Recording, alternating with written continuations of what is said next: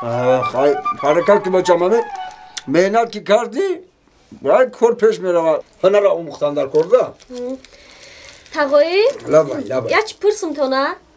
گفزا اونو همسایتون چی نام داره؟ کلام همسایه؟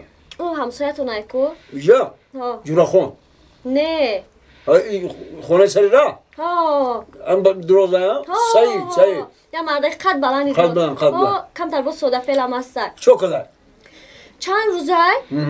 امی بس شمیاره در باغ شما میچرونه؟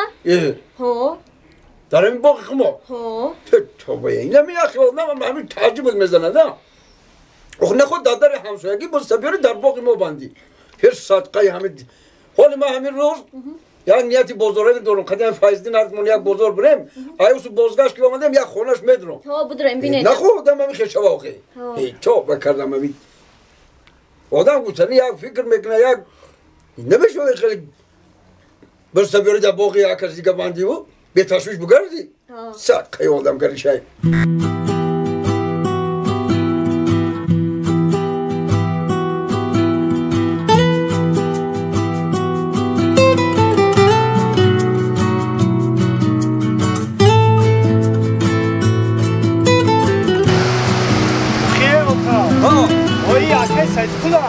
خب فهمیدم آخی مشناسم با من مشناسم آخی اکی سایقل انصاف نداره و نخواد که پس بیاره که همین زمین ما بندی هب انصافه باکا تو نخواه میکنی تو همین کنه هم باید خوره تو اکا بخشش بیا اینجا بیا همسایه میفهمونم تا اینجا بیا دوست کسل های آخی مازشت تو شده با صبر تو بای کنانا در آی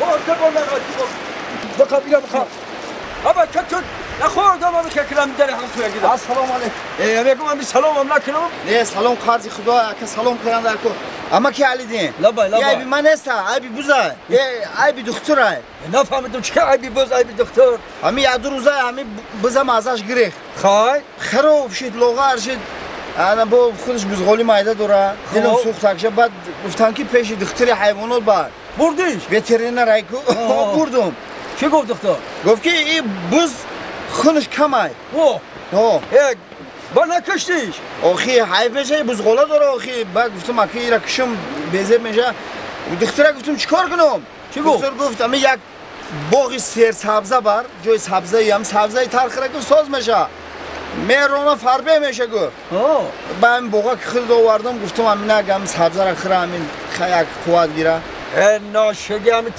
تیبم تلپکی تاری سرت را اگه دکتر گفت میبخشیده که همسویا دکتر گفت این باقی ما با ترا پالیکنه نگه